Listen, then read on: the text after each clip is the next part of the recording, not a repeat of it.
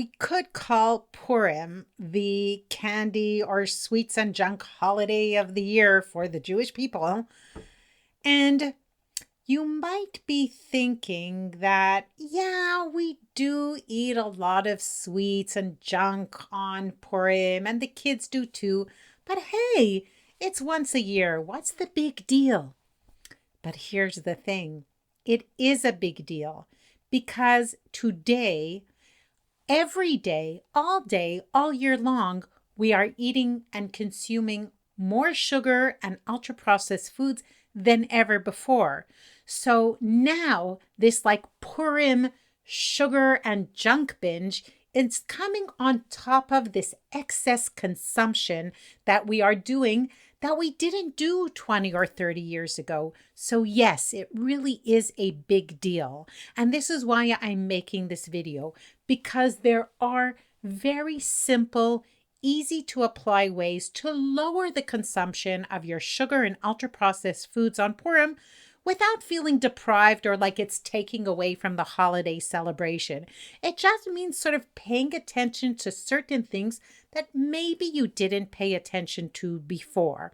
And remember, our body's systems are not meant to metabolize or take care of such large quantities of sugar, and certainly not these unnatural and what our bodies don't necessarily recognize chemicals and additives and modifications that is made to so much of our food today. Most of our food today is modified or engineered in some way that is not natural, and that our metabolism has not caught up with the development of the food industry. So this is why it's so important on holidays like Purim to really try to lower the consumption of sugar and ultra processed foods, rather than just saying, oh, well, it's just this, once a year and that's all. But is it really once a year? Because it's at the birthdays and at the this and at the bar mitzvahs and at the weddings, and there's so much today. So here are 3 tips that can really help you lower the amount of sugar and ultra processed foods you eat on Purim and still feel like you've been celebrating the holiday, even if it is with foods that maybe are high in sugar and ultra processed foods. So here's my first tip. The first tip is out of sight, out of mind. One of the ways that we consume a huge amount of sugar and ultra processed foods is what I call unconscious eating. It's this thing where, Purim, endless shalach, right? And there's the candies. And if you live in Israel, you get food packages, you get like candy packages from your work. And there's all this stuff lying around for days before Purim, during Purim, when you bought the stuff and you put it on the dining room table, and then you get the shalach and you send the shalach, and all this junk and chocolates and stuff is lying around for days and days on end. And then what happens is you pass the table, you just take one little chocolate. And then you pass the other, and it's just an edge of the hamantashen to see if it came out good. And then you're baking and you taste a little bit. And there's a lot of this like grazing or unconscious eating that's going around. So my first tip is that all the junk food that's not being immediately eaten during Purim or in the days coming up to Purim, or the day after Purim, when it comes to like having a lot of junk around the house and we still need to figure out what to do with all of it. So my first tip is keep them in closed containers and not lying around open and spread all over the tables. If you keep them in closed containers that are not clear, then anybody who wants to have a chocolate actually has to consciously go and get a chocolate. And it's not this kind of unconscious eating that we don't count, we don't think about it, but our body does. Our body ingests it. So this is one of the ways that you can really lower the consumption, not just for you, but also for your family, for the kids. Kids, what they see is what they eat. If they don't see the junk food lying around, they're going to eat less of it. They're going to have to actually consciously ask for it in order to eat it. So that's my first suggestion to you.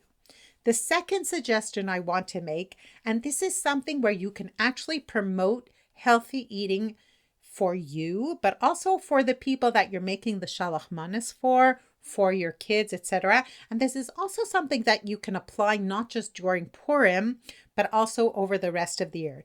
Basically, my second tip is about taking the way our brain works and using it for healthy eating rather than against healthy eating, which is what the food industry is constantly doing to us.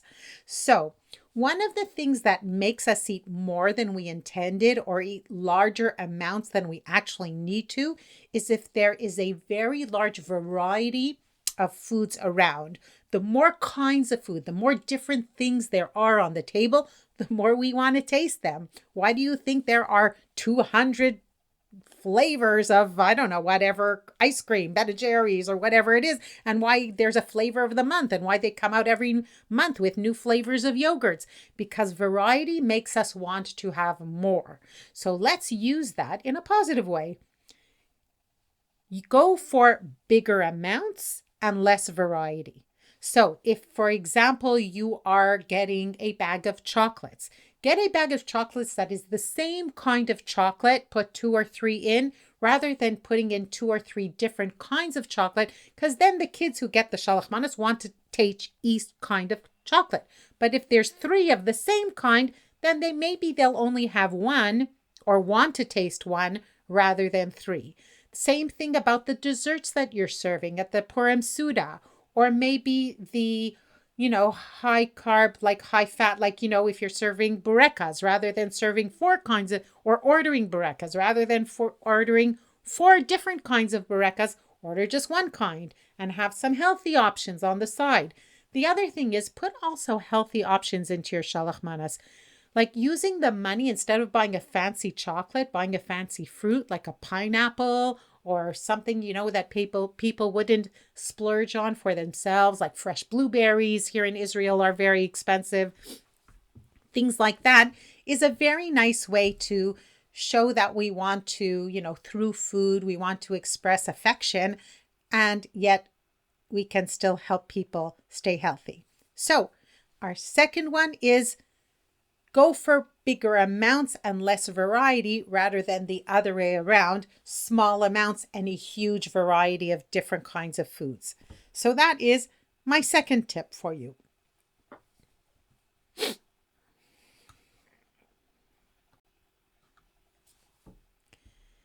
And my third tip for you is to get out of the diet mentality. And I'm going to give you a perfect example of the way, like I've done this myself, like before I went into recovery from my food addiction, when I was like trying to diet and lose weight. So I would do this. I would like come to a holiday like Purim, where on the one hand, I'm like getting really excited about all the junk that's going to be served. And on the other hand, I'm really afraid that I'm going to gain a lot of weight over that day. So I would like sort of like save my calories for the junk food and not eat any real food on Purim and only have junk food. And then say, well, at least I didn't have the added calories of like the meals and like I just had it on the junk food.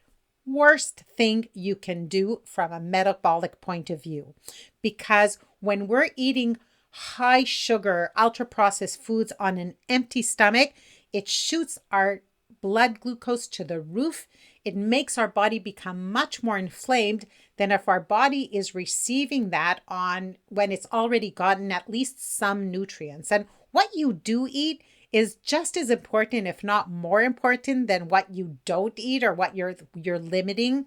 So, and the fact is that when we're not hungry, we eat less junk and less desserts. Most people, unless somebody is like a bottom food addict like I am. But this video is meant for the general public who are maybe not addicted to sugar and ultra processed foods. And then I would say, don't go hungry on Purim, because the hungrier you are, and the less ordered your eating is, the more junk and and cookies and chocolates and stuff like that you're going to eat. So have a good breakfast on Purim. Have a good lunch on Purim. Have vegetables lying around so that you'll nosh on those, and have a good supper on Purim. Don't go around hungry. Don't save your calories for junk food by not eating real food. Actually, eat a lot of really good food so that you're not going around hungry, because when we're really hungry and then we make worse food choices, our food choices are not as good and we sort of just eat what there is. So, we're now before Purim, together with the preparations you make for the shalach manas and the hamantashen and the I don't know what, all the cakes and foods and junk that you make. Also prepare to have some real food, some nutritious food around for you to eat. So what would that be? Maybe things like hard-boiled eggs, because that's something like you can sort of like a good, very high quality protein that you can grab from the fridge and eat, even if you don't have time to actually sit down and eat a proper meal. Maybe cut up some vegetables and put them, in a container. So this is something that's very easy to have while you're on Purim, let's say. And then maybe if you are going to have something sweet or I don't know what, sort of make yourself have the condition be that you're going to eat some vegetables first. When you eat sugar on and you've eaten some good fibers before, it does help at least to spike the sugar in your blood less than if you would have it on an empty stomach. So the third tip for this Purim is don't go hungry. Make sure that you have good, nutritious food to eat, even if you are eating sweets and junk. It's not about the calories. It really is about which calories we're putting into our body. And if you eat good, nutritious food, then you will put less calories of bad, sugary, junky, ultra-processed foods into your body. It's a given. This is really the way things work. So when we're full, we eat less. So I just want to go over the 3 tips. And then I'm going to give you a bonus tip for regarding your kids, if you have kids, regarding all the shalach manas and all the junk that they accumulate during Purim. So the 3 tips are: first, out of sight, out of mind. All the things that you buy or that you receive or that you're going to give, until it is there, put it into closed containers, out of sight, on shelves, in closets, places where you don't actually see it. Don't leave everything lying around open on the tables. That brings to unconscious eating. 2, the second one is also add healthy choices to your shalach manas and to the things, to your suda, to the places you're eating. But also, if the sugary and ultra processed foods that you do serve or give away, give bigger amounts and less variety rather than smaller amounts of more variety, and then people will consume less, including you. And the third one is don't go hungry on Purim. Make sure that you have some good nutritious food around and make sure you eat that before you eat junk. Don't eat all this junk on an empty stomach, or sort of save all your calories for junk food and not eat any regular food so you can have the calories for the junk food. From a weight gain or metabolic health point of view, it's the absolute worst thing that you can do for yourself. Now, here's the bonus tip for your kids. One of the things on Purim, a big problem, is that the kids eat incredible amounts of junk. Now, kids have a much higher saturation point for sweets than adults do, which means they'll eat to the point where maybe we would get nauseous and they're still wanting more. On the other hand, if we already talked about the excess foods that we're eating on a day-to-day basis, just think about our kids and how they're eating all these sugary, ultra-processed foods all day, every day, much more than ever before, whereas their systems are not as developed in adults. And if we talked about it, that the human body isn't really meant to handle so much ultra-processed, unnatural, and high-sugar foods, just think about our kids, where their liver and their metabolic systems are not as developed as adults. So that's even more so for them. So I got this from a friend of mine, is that she said she offers her children to accumulate the junk that they get for Purim, and she offers them either money or toys in exchange for the junk food. And she says that her kids very happily give up the junk food in order to get some valuable toy or some money instead. And they love it and she loves it and her kids eat less junk. So here you have 3 great tips for Purim, 1 bonus tip for your kids. And I am going to now say that if you hear these tips and you say, oh, these are fantastic tips, but I just can't do them. I just have absolutely no control over the amount of sugar and ultra processed foods I eat. Well, my sugar-free recovery program is meant for people exactly like you, people who really feel like sugar and ultra processed foods may be an addiction for them and they want to really quit that and really feel like they're back in control over what they choose to eat. So my sugar-free recovery program is meant for you. There is a link in the comments of this video where you can contact me for a 15-minute free strategy call where we can discuss if I can help you. Have a happy Purim. And my last point is, remember what Purim is all about. It's not about Shalach Manas and the Sudat Purim and junk, and if I did eat junk or I didn't eat junk or I blew it or I didn't blow it.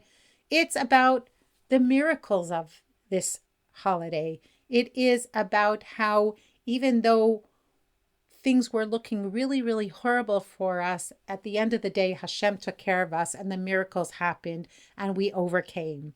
And I can't think of a better message for us in these days now. So enjoy your Purim. And yes, we do need to remember, especially during these times, that it is a mitzvah also to be happy, even when times are hard, just like during Purim, the original Purim. And so let's find the happiness in our lives. Let's think about the together and the social, being together during Purim and the miracles of this holiday and how we can think about that in today's world and in today's time. Have a very, very happy Purim, and I'll see you in our next video. Bye-bye.